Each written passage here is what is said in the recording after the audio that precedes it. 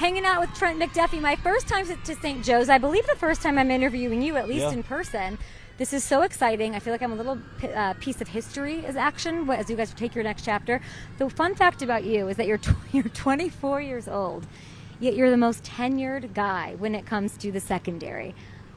What is that dynamic like? What is that like for you? It's a lot of fun, especially coming into this new leadership role, being like the old head of the DB room. I remember the past few years there was Justin Reed here, and he was that super loud, boisterous, one of those guys that just brought all the energy and did all these things. And I remember this year waking up a few times and being like, oh wait, that's you're used to that that Jay Reed energy walking in, but I'm like, okay, now somebody has to bring it, now I have to bring it in. Not have to be one of those guys where the young guys come in and like, oh, what are you doing on this? Oh, you played this receiver. And I'm like, it's kind of cool being young but old in the mind when it comes to that. I feel like I've grown up always that kind of way, that old soul, but now that it's kind of have to put my feet where my mouth is. Is Spags asking you to do that, to step up and do that, or are you just like, oh, it's got to be me, I'm looking at the mirror? I don't think it's ever like, Trent, you got to go do this, Trent, you got to do that. But when you sit back and kind of just, you kind of just fall into it. You kind of just understand guys are looking up to you. Guys kind of starting to ask me a little bit more questions here and there. And even outside of just the DB room, I got linebackers, I got receivers coming over. I got other guys, outside of just being a DB that come up to me. And it's kind of fun. You've had so much success, though. Yeah. If we really look at it, two obviously All-Pro. You're only entering your fourth season, 2-time Super Bowl champ, 43 games under your belt. Obviously, you play into the preseason. You are the postseason. That you are the guy to come talk to. I want to ask you about this boundary corner situation because I like I liked it. I was. Do you like what do you think about the rumors about you coming more inside?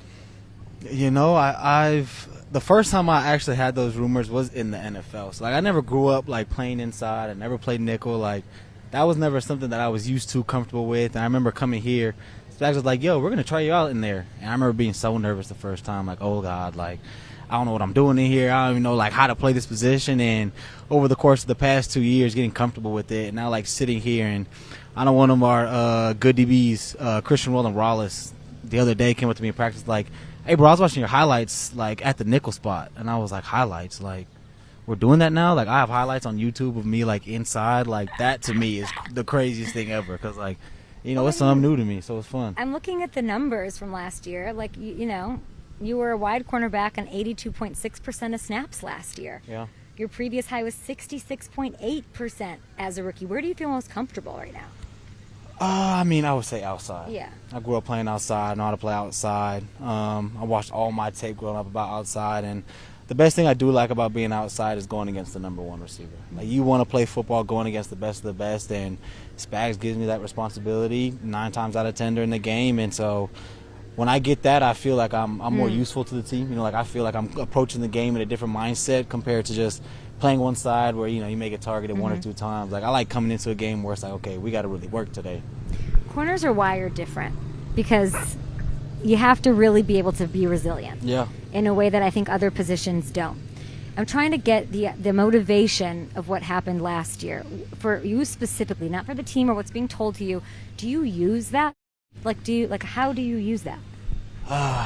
When you think about the years in the past, I'm somebody so much that I really live by trying to just live in the moment.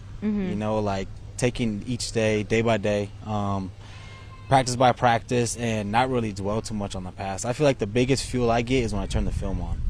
And I see those 2 or 3 plays in the game that was the game changer. That is oh man, if we would have done something right here, I could have changed something in the next play or two. And I feel like when we got back to OTAs and kind of just seeing everybody, just their mind state of it was already washed away, it was already out of their mind. So are you telling me that we have not? Sorry to interrupt you. We have not mentioned the Super Bowl. We haven't.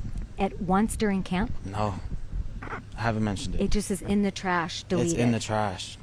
You can't change it. The past is the past. There's nothing we can talk about today that's going to change anything that happens. So it's a new year. It's a new team, new goals, new accomplishments. I feel like I believe you because I don't know that I believe everybody. I believe everyone. I think it just went. I think you are winners. Yeah. I think the personality, we know how to win. We are winners. And I really do think, and I don't know how you do it because I could never, you guys put it in the trash can. And that's crazy. One last one for you. Trey, George, they got, you know, they got their money this offseason. Everyone knows that your next sauce. I was with him. He's buying houses and watches for him and Spice. Why can't I think of her name? Spice, what's her name? Ice Spice? Ice Spice. Oh Ice my gosh, Spice? I'm such a Karen in that moment. Okay. Have the talk started with you and Beach. Yeah, a little bit.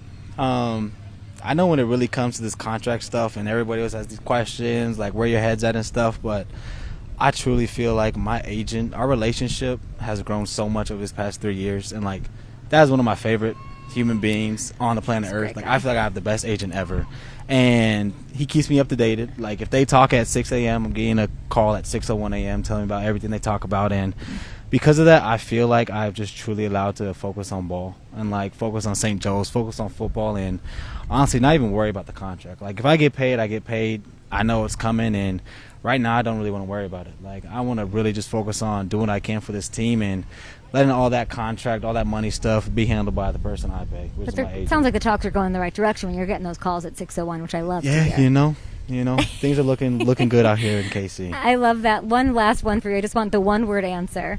I know you've said Xavier's tough. Yeah. Tough to deal with. Who else has been a handful to deal with in this camp? What's the name? RASHEE Rice. That's you mean the quarterback I saw taking snaps for the Wildcat today? That's the one, I'm telling you. Really? When y'all turn on that tape at the end of this year, folk gonna show up. Deepest receiver room you've had here? Yeah. Since I've been here for sure. Crazy. Thank you so much. Of course. Go get that Super Bowl ring. Number 3.